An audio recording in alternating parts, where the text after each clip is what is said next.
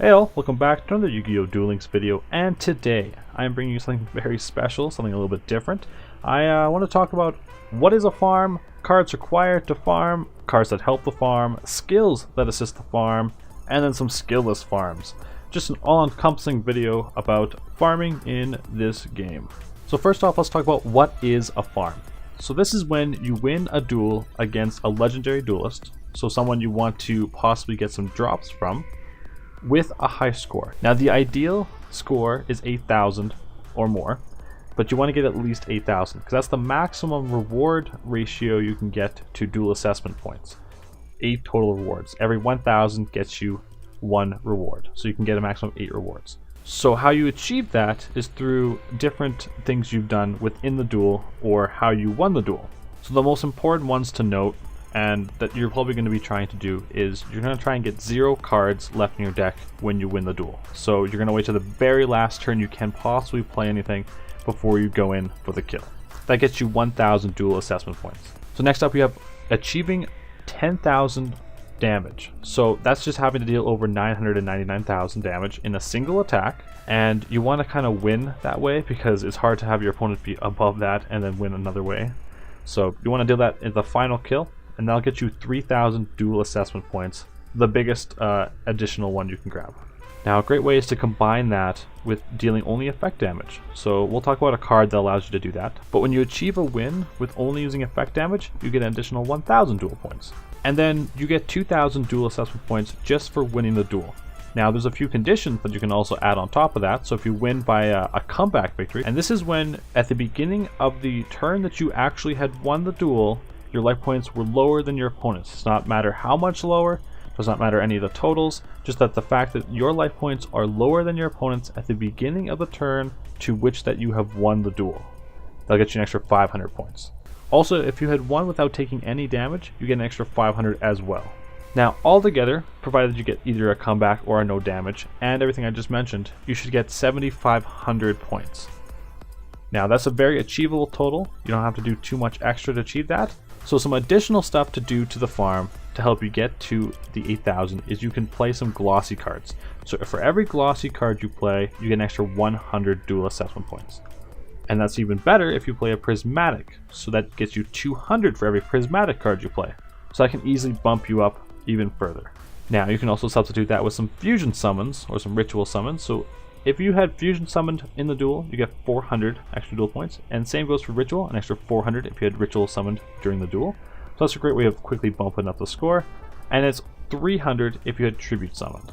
Now also, if you had played a spell card in the duel, a trap card in the duel, or if you had special summon in the duel, you get 100 points for each one of those types.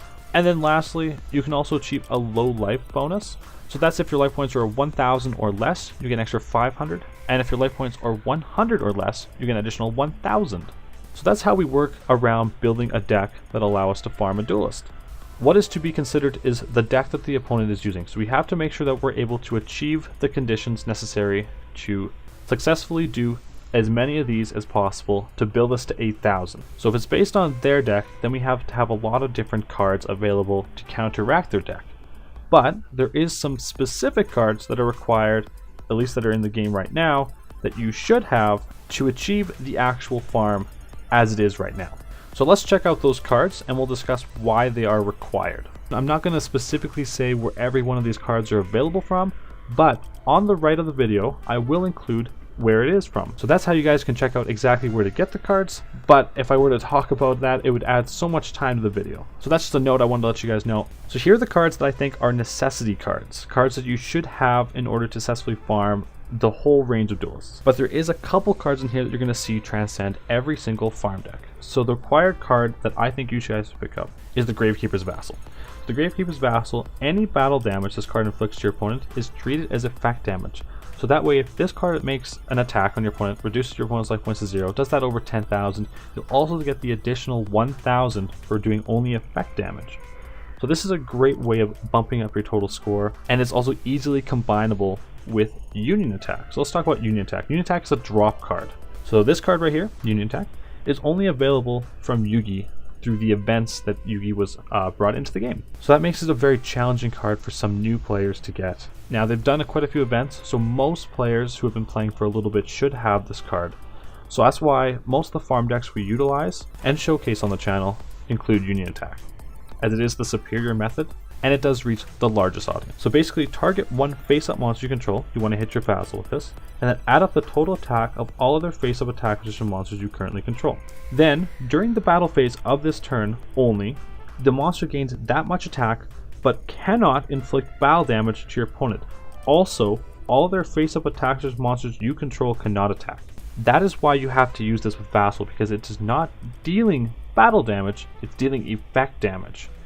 And that is the 2-card combo that's insane. But I say 2-card lightly because you should use 2 Union attacks, because for most farms it's too hard to get other monsters on the field that just allow the Vassal to get to 10,000 by using only 1 Union attack. The key with Union attack is it does stack, so you can use 2 and actually gain that much attack twice. That's why 2 Union attacks are needed for most farms. 3 is a convenience measure in some farms. It's kind of a gimmicky, but 2 is the standard. But let's talk about if you don't have Union attacks or not enough Union attacks.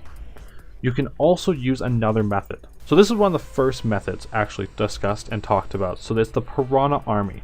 So Piranha Army, so the battle damage this card inflicts by attacking your opponent's life points directly is doubled.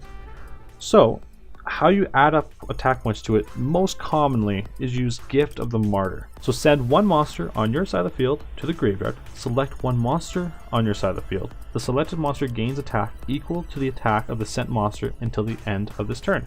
So what you want to do is you want to add at least 4,200 points onto Piranha Army, thus allowing it to be at least 5,000, and then when it does damage, it'll deal actually 10,000 damage. Now you won't get the effect damage only bonus, but that's still a great way of if you don't have Vassal and you don't have Union attack. So that's how you achieve the 10,000 damage. That's a key part of every farm.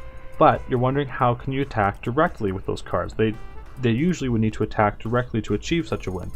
And that's where this card comes into play. Secret Pass to the Treasures. Select one face-up monster with an attack equal to 1,000 points or less on your side of the field. During this turn, this card is activated. The selected monster can attack your opponent's life points directly. So you use this before you power it up, and the monster can still attack your opponent directly. This is a necessity card for sure. So all the cards I've talked about so far are key 100% in every deck. Now those cards transcend all farm decks, but some farm decks don't rely solely on the skills of the individual character, but also rely on other specific cards as a requirement to make the deck work. So in conjunction with Tea's ability, Holy Guard, you need to make sure you pick up 3 The Unhappy Girls. So Unhappy Girl, while this card is in face-up attack position on the field, this card cannot be destroyed as a result of battle. Damage calculation applied normally. A monster that had battled this card cannot change its battle position except with a card effect, or attack while this card is in face-up attack position on the field. So Unhappy Girl was a very common farm back when it was needed, but now we have so many different skills, it's less used, but it still is a key card in a lot of farm decks. That's why I included it in the required. You should try to pick up 3 of these, because of a lot of the other farm decks are used in the normal Yu-Gi-Oh series. The GX series does not have a lot of these skills, so that's why I think a required card as well is Mythical Beads of Cerberus. So each time a spell card is activated, place 1 spell counter on this card when that spell card resolves. This card gains 500 attack for each spell counter on it. If damage calculation is conducted involving this card, remove all spell counters from it at the end of the battle phase. So this card is key because it can get massive amounts of attack and stop your opponent from beating over it. And then also when you use Union attack, it's very easy to transfer all that attack onto the Vassal or the Piranha Army that you're using to win the game with. So this is utilized in most GX farms that gained a lot of popularity when Jesse was one of the first duelists to come into the duel world, and you couldn't use original Yu-Gi-Oh duelist to farm him. You only were able to use GX because he was roaming in the GX world. So that's why this card, I think, is a requirement as well for all roaming duelists that are in the GX world. Plus, it's a pretty great farm deck to use with draw senses, so we'll talk about that in a little bit as well. Alright, so those are the required cards, but sometimes there's more obscure cards that may be needed. But these seem to happen a lot more now, so let's talk about some of those. Alright, so some often needed cards for a lot of the duelists when you're farming them is Negation Whole Shutdown or Destruction. So let's talk about Whole Shutdown. So that's anti-magic arrows. Now this card was an Arcana event exclusive, along with using the SR tickets that you've gotten from the GX and the surveys to get. So anti-magic arrows. At the start of the battle phase, for the rest of this turn after this card resolves, spell and trap cards and their effects cannot be activated, and effects cannot be activated in response to this card's activation. So you play this right when you go into the battle phase, and in that transition, it's going to prompt you to use anti-magic arrows, and then you use it, and then your opponent's back row is shut down.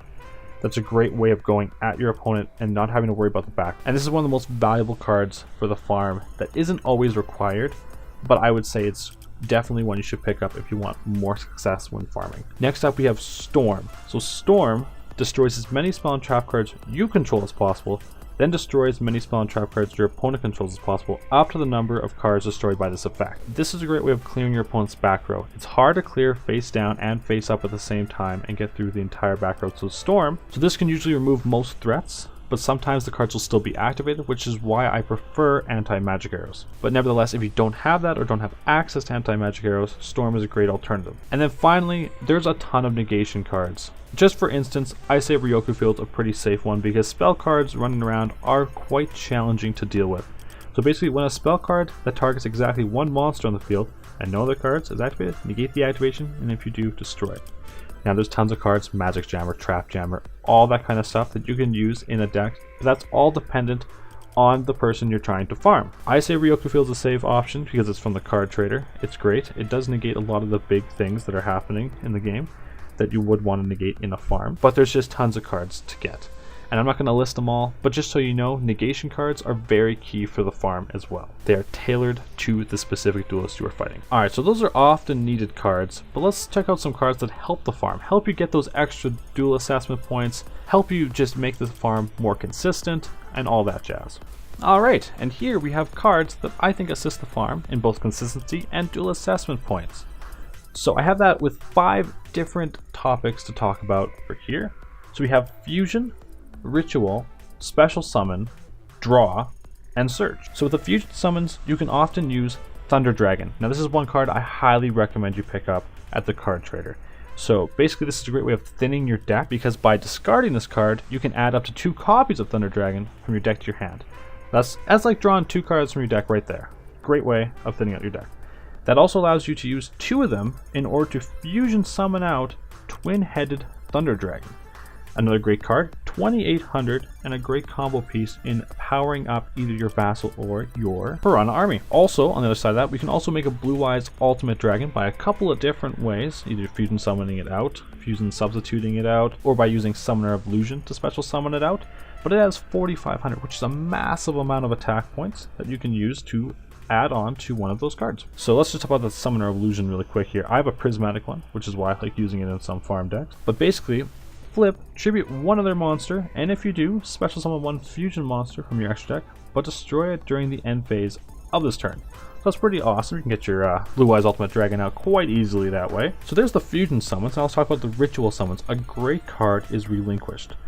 Now that's powerful and all, but you can also just use another powerful ritual card like Blackluster Soldier. But Relinquish is the one I want to talk about just because you can always suck up one of your opponent's monsters and use it, and this card will gain the attack of that. So if they have a powerful monster in the field, or you combine that with like a massive morph, you got some pretty cool potential there. Now let's talk about just a general special summon. So here's the Fiend Mega Cyber. This is a really cool card because if your opponent controls at least 2 or more monsters than you, you can special summon this card from your hand. And this has a total 2200 attack. Great card to help achieve that 10,000 point transfer over that you need. Next up, let's talk about the draw potential. So there's a lot of draw cards in the game for what it is right now. And one of the better ones is Shard of Greed, because this is one card that allows you to draw 2 cards from your deck. Pretty great that way, but it can kind of be cloggy at times, and you might not see it until too late in the game, and then you won't be able to play it because you won't be able to utilize its effect. So basically, each time you draw cards from your normal draw in your draw phase, place 1 greed counter on this card. You can send this card with 2 or more greed counters to the graveyard and then draw 2. And I like using this card in farm decks that don't have a lot of requirements to make the farm successful, so you can just turbo out cards, so you use a couple copies of Shards of Greed to be able to draw through your deck faster. Next up we have the younger brother, that Jar of Greed, and this just allows you to draw one card. Pretty simple, just like Pot of Greed, but simplified, not as great. Now, I like good Goblin Housekeeping because this allows you to eventually go for some pluses, but it also allows you to make sure that you put cards at the bottom of your deck that aren't going to be required to make the farm work if they need to be used before the last turn. So that's super key, and I definitely recommend running this in a couple of farm decks, and if you don't have multiple copies of like Union Attack and stuff like that. And I say that because Spell Reclamation will allow you to discard a card, change this to an activated spell card, and then it'll return that spell card after it's been used to your hands. That's how you can use Union Attack more than once, and I have a couple of examples of that in my farm videos as well. And then actually an SR ticket pickup that you can grab is Legacy of the Yatagarasu. It's just like a Jar of Greed, and it's just an additional Jar of Greed, and it's cheap to get because you can use your glossy SR ticket in order to pick up a glossy one of these and add some extra duel assessment points to your score. And then for the monster side of that, we actually have Crystal Seer. I recommend this card over most of the other draw monsters, other flip draw monsters, because it actually allows you to excavate the top 2 cards of your deck, so you can pick one that might be more helpful for you at the time, and it also allows you to make sure you put one at the bottom of the deck that you may not be needing as much. That's why I like this card so much. And then we have our Search card, which I personally recommend is Planet Pathfinder. It's a great way of thinning out the deck and getting to a field spell that you may need for the specific farm. So Planet Pathfinder is a pretty cool card as well. And then I just want to talk a little bit about the odd ones out. We have Enemy Controller, a great way of grabbing one of your opponent's powerful monsters, kind of like the Relinquished effect there. And then we also have Shield and Sword. So with the skill Labyrinth Builder, you can build a Labyrinth Walls on the field. That's 3,000 defense. Not so great when you're using Union Attack, but if you use Shield and Sword, that 3,000 defense will become its attack, and then you can utilize that for the transfer with Union Attack onto your vassal. So those are cards that assist the farm. Now let's talk about these skills I keep mentioning. So we're going to start off by going right over to the Paradox Brothers. Alright, so I want to talk about the Paradox Brothers specifically because they have great farming skills. Right from the start, level 4, they have Elements Unite. So you will start the duel with 500 life points, and your starting hand will be 1 card, which is Gate Guardian. In addition, you will start with the duel with Sangan, Kaizan, and Suijin. On your side of the field, their effects are negated, and they cannot attack as long as they remain face up on the field. So you just summon out your Gate Guardian, and you use this skill when your opponent has no way of removing or dealing you life point damage. The legendary duelist can't get past your Gate Guardian, you just keep turboing out cards until you eventually make it to the last turn, and you win the duel. Elements Unite's a great skill, works on a lot of different legendary duelists that you're able to farm. A lot of them can't do anything about this, and then when you win some farm duels, you can also get other skill drops.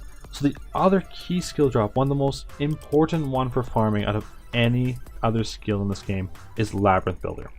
I mentioned this before, so shuffle 2 cards from your hand into your deck to create a Labyrinth Wall on your side of the field. That's 3,000 defense. You only lose 2 cards from your hand and you get a pick, which is awesome. And then you have a 3,000 wall on the field to protect yourself, and you can keep going through the game state until you make it to the final turn and you win. Also, while using these guys as farming, like I said, you get a lot of farm drop skills. You actually get a lot of the draw sense abilities. So draw sense allows you to specifically draw a specific card from your deck based on the type of skill it is. So as you can see, spell, trap, high level, wind. So instead of your normal draw phase, that card will be added to your hand at random if you have multiple copies. So that's why Paradox Brothers are great for this. I have never auto-dueled or leveled up the Paradox Brothers outside of just farms, and they're like level 31, so that's pretty cool. Now some other awesome skills that help out just some general farms. Restart, Balance, those are great skills to use for that. Restart, allow you to shuffle your hand back into your deck. And then Balance, your starting hand will affect the card balance of your deck. So that's been nerfed as of recently, but as it appears, spell and trap cards are now counted as one type of entity, and monsters are counted as the other type. So if you're still looking for a specific monster for farms, aka Cerberus, you can still make that work. Now there's a few other characters. Let's talk about Taya. Now Taya has a lot of great skills. Duel, Standby, Life Cost 0, but a great farming skill is Holy Guard. So you take no battle damage during your turn. So you can have Unhappy Girl attack into your opponent's monster and you don't take any damage from that. And that's great because Happy Girl has such low attack that you'd eventually be losing the duel just by battle damage you were taken by using it to attack. So that's the Holy Guard skill. Now that was used a lot in the past, not as much anymore, but still a very great skill to have access to if you need to farm some specific duelists. Alright, and now we're popped over onto the GX side, Now something I also want to talk about was Jade and Yugi, and a lot of the other characters here, have the ability Reinforcements. So Reinforcements can be used each time your life points decrease by 1800, which is a little bit more than the Draw Sense. Draw Sense take 1500 life point reduction.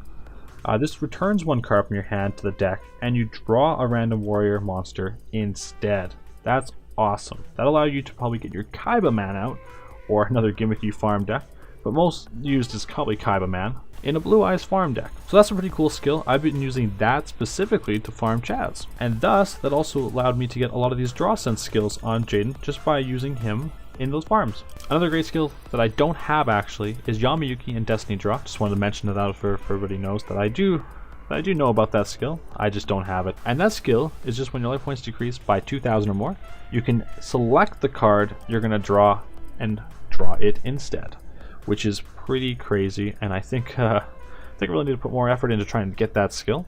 It's great for competitive and farming use, so I highly recommend, if you can, try to get that.